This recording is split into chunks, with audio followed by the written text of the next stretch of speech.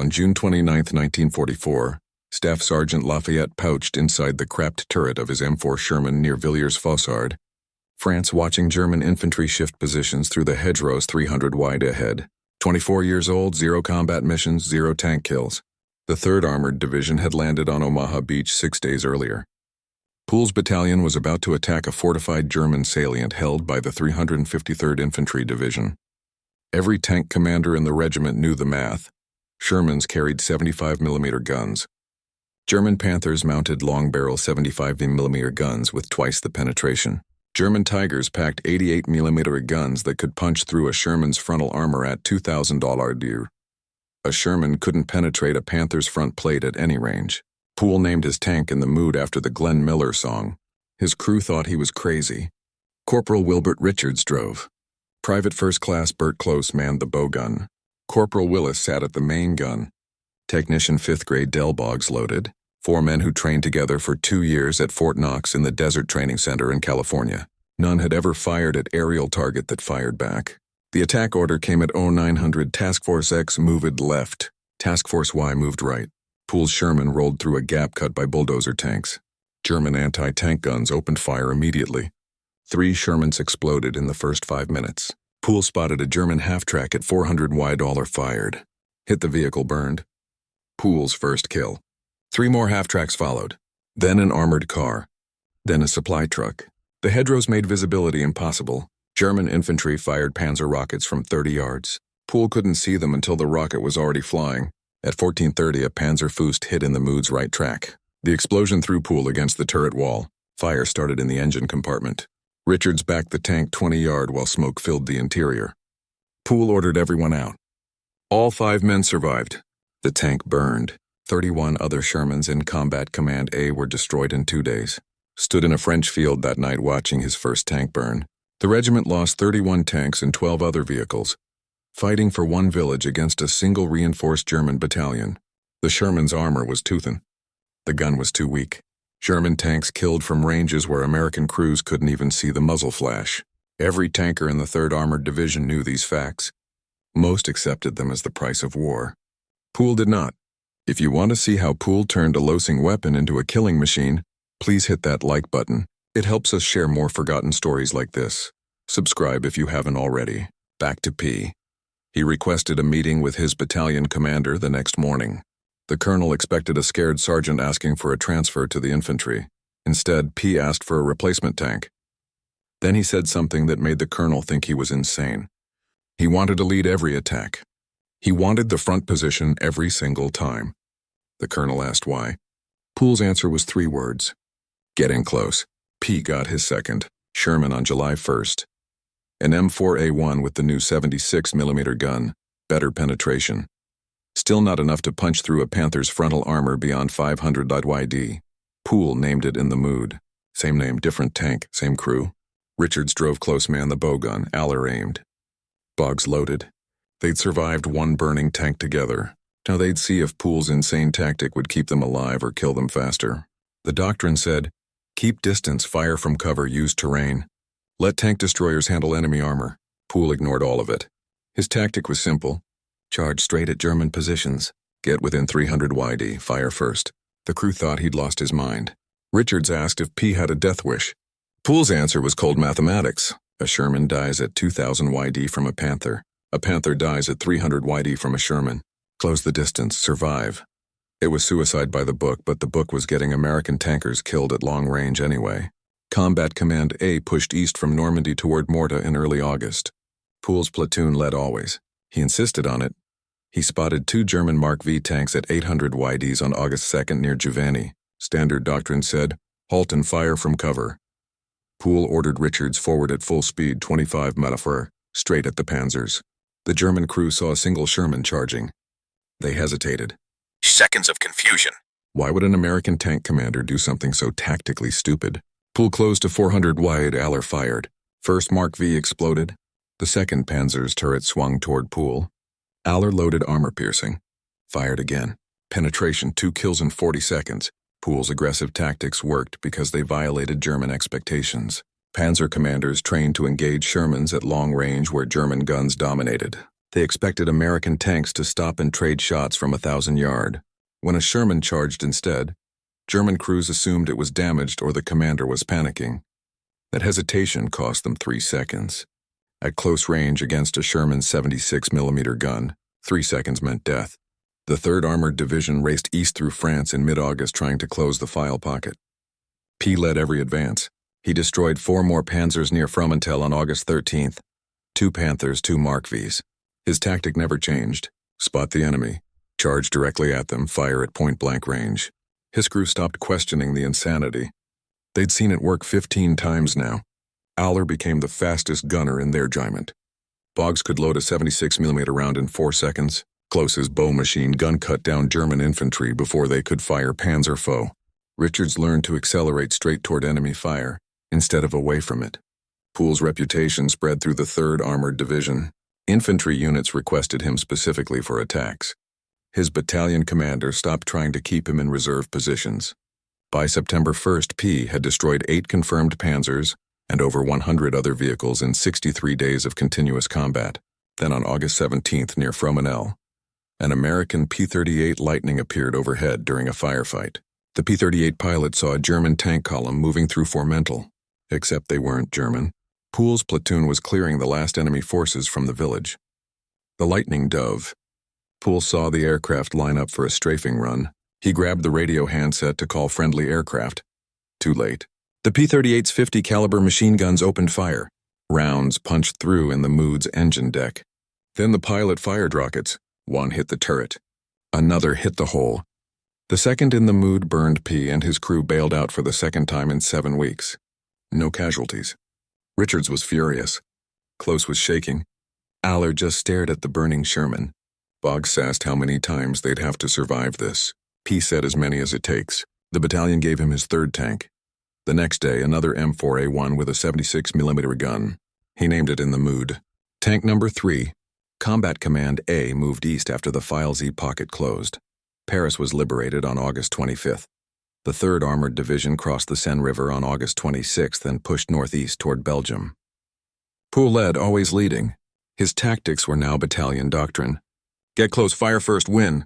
August 29th through 31st, P's platoon spearheaded the advance through a sector held by remnants of the German 2nd Panzer Division. His tank rolled alone ahead of the task force. Richards asked if they should wait for support. Pool said no. They encountered 4 German Panzers near a crossroads at dawn on August 29th. Pool charged. 800 YD, 600, 400, all are fired. 1st Panzer exploded. German return fire missed. Pool close to 200 YD. 2nd Panzer destroyed, 3rd, 4th, all burning within 6 minutes. Over the next 3 days, P destroyed 3 anti-tank guns, approximately 50 armored vehicles, and an overwhelming number of enemy infantry. He captured 27 German soldiers who surrendered after watching their supporting armor burn. His actions earned him the Distinguished Service Cross. The citation said his unflinching courage and inspired leadership permitted the rapid advance of his task force with minimum casualties. What it didn't say was that P violated every tactical principle in the manual and survived because German tank commanders couldn't believe anyone would be that aggressive. By early September, P had destroyed 12 confirmed Panzers, Panthers, Mark Vs, 1 Tiger that made the mistake of exposing its thinner sidearm. His total vehicle count reached 258. Half-tracks, armored cars, self-propelled guns, supply trucks, anything German with wheels or tracks. Over 1,000 enemy killed, 250 prisoners taken. 81 days of continuous combat. The 3rd Armored Division approached the German border in mid-September. Pool's crew was scheduled to rotate home for a war bonds tour. They'd survived 3 destroyed tanks. They'd beaten every German panzer they'd encountered. They had 4 more days of combat before going home. On September 19th, P's battalion attacked the Siegfried Line at Münsterbusch, southeast of Aachen. P wasn't leading this time. Orders from above. His platoon would provide flank security while another unit spearheaded the assault. P spotted a German anti-tank gun hidden in a house at 300 wide. Pool ordered to load high explosive, destroy the gun before it could fire. Oehler wasn't there. Corporal had been temporarily transferred back to the United States for a medical evaluation before the crew's scheduled rotation home. The loader was Private First Class Paul Kenneth King, our placement, his first combat mission. King grabbed a 76mm round and shoved it into the breech. Too hard, too fast. The round jammed. Pool worked frantically to clear it. The German gun fired first. The round hit in the Mood's turret. The impact threw Pool against the commander's hatch but didn't penetrate. Richards immediately threw the transmission into reverse. Back up, get to cover. The Sherman rolled backward 20 ft. The German crew reloaded. P was still trying to clear the jammed gun. He yelled at Richards to back up faster. The second round hit. This one caught the tank's right side as it tipped backward over the edge of a ditch. The 75-meter armor-piercing round punched through. The explosion flipped the 30-ton Sherman completely over. The impact threw P out of the commander's hatch onto the ground 12 ft below. He landed on his right leg. The leg folded, shattered. Pool felt the bone snap in 4 places. He looked down. His right leg was twisted at an impossible angle. Blood soaked through his trousers. A shell splinter had sliced through his calf and thigh. Inside the overturned tank, King was dead, killed instantly by the penetrating round. Richards crawled out through the driver's hatch. Close squeeze through the bowgunner's position. Boggs emerged from the loader's hatch covered in blood. Not his blood, King's blood. P reached for the morphine syringe in his first aid pouch, jabbed it into his thigh. The pain was overwhelming. He could see white bone through the torn flesh. The leg was barely attached. He pulled out his pocket key knife and tried to cut through the remaining tissue. Better to lose the leg here than bleed out waiting for medics. Lieutenant Colonel Walter Richardson ran up and stopped him. Gave Pool a second morphine injection. Medics arrived 30 seconds later. Third injection. They wrapped the leg in bandages soaked with sulfa powder. The bleeding slowed but didn't stop. Pool cursed the Germans as medics lifted him onto a stretcher. He twisted suddenly and grabbed Richardson's arm. His words were slurred from morphine. "Somebody take care of my tank." Richardson promised he would. Pool passed out. The war was over for Lafayette P. 81 days of combat. 12 confirmed Panzer kills, 258 total vehicles destroyed, over 1,000 enemy killed, 25 captured, 3 tanks burned under him. He'd survived 2. The third cost him his right leg. Army surgeons amputated 8 and above the knee at a field hospital in Belgium. P spent the next 22 months in rehabilitation, first at William Beaumont General Hospital in El Paso, Texas, then at Lawson General Hospital in Georgia, where they fitted him with a prosthetic leg. He was discharged in June 1946. Most soldiers would have gone home, opened a business, lived quietly. Didn't. He wanted back in. Pool opened a filling station in Sinton, Texas in 1947, then a garage. He married Evelyn. They had 8 children, 4 sons, 4 daughters. He walked on a wooden prosthetic leg. The leg acted constantly. He never complained. But running a gas station wasn't enough. He missed the Army. He missed tanks. In 1948, Prime-listed. The Army assigned him to the Transportation Corps. Desk work, supply chains, nothing like commanding a Sherman in combat. Pool hated it. He applied for transfer to the 3rd Armored Division, the division he'd made famous. Request denied. He didn't meet physical standards. Missing leg, medical discharge recommended. P refused to quit. He wrote directly to General Roderick Allen, who'd commanded the 2nd Armored Division during the war. Allen remembered P's reputation, the crazy tank commander who charged Panthers. Allen made calls, pulled strings. In 1948, P finally came home to the 3rd Armored Division, not as a tank commander, as an instructor in automotive mechanics at Fort Knox, Kentucky, teaching young tankers how to keep Shermans running. It wasn't combat, but it was tanks. P became a legend at Fort Knox. Instructors pointed him out to trainees. That's Staff Sergeant Pool, America's greatest tankist, 12 Panzers, 258 vehicles, 81 days. The man who proved American tanks could beat German armor if you got close enough. Some trainees didn't believe Thesteries. P would show them his prosthetic leg. Then he'd tell them about Villiers-Fossard, about charging Panthers at Columbia, about 3 burning Shermans. The trainee believed after that. He retired from the United States Army on September 19, 1960, exactly 16 years after losing his leg at Mr. Bush. He left with the rank of Chief Warrant Officer 2, 29 years of service. He'd given the Army everything. The Army gave him a pinion and a medal case full of decorations. Distinguished Service Cross, Legion of Merit, Silver Star with Oak Leaf Cluster, Bronze Star, Purple Heart, Belgian Ferrer, French Legion of Honor. After retirement, P attended business college. He became a preacher for $25 a week at Asmal Church. He coached Little League Baseball in Keene, Texas. Kids loved him. He never talked about the war unless someone asked directly. When they asked, he always said the same thing. There were no heroes, no Ramos, we were a team. Every medal I received wasn't me. It was my team. P was nominated twice for the Medal of Honor. The first time, the paperwork was lost somewhere between France and Washington. The second time, the recommendation was denied. The justification said it was a crew effort, not individual heroism. Poole agreed with that assessment. He always credited Richards for driving straight into enemy fire, all for being the fastest gunner in the regiment, Boggs for 4-second reload times, Close for protecting the tank from infantry. Without them, P said, I'm just another dead tanker in a French field. In 1988, P visited Fort Hood, Texas. A reporter asked for his advice to modern soldiers. Poole's answer was simple. Learn to survive. Shoot to kill. Always go forward. Never retreat. Lafayette Pool died in his sleep on May 30, 1991 in Kent, Texas. He was 71 years old, survived by his wife Evelyn, 8 children and dozens of grandchildren. He was buried at Fort Sam Houston National Cemetery in San Antonio, Texas with full military honors. His grave marker lists his rank as Chief Warrant Officer 2. It doesn't mention 12 Panzers. It doesn't mention 258 vehicles. It doesn't mention that he was America's deadliest tank commander. 2 years after P's death, the Army dedicated a new tank driver training simulator hall at Fort Knox in his honor, the Lafayette Pool Tank Crew Training Facility. Lieutenant Colonel Olin Brewster, who served with P in the 3rd Armored Division and remained his friend for 47 years, gave the dedication speech. Brewster said Poole taught an entire generation of tankers that aggressive action beats superior firepower, that courage and speed matter more than armor thickness, that American crews could win if they fought smart and fought mean. Poole's tactics influenced American armor doctrine for decades. The principle of aggressive maneuver at close range became standard training at Fort Knox. Get inside the enemy's engagement envelope.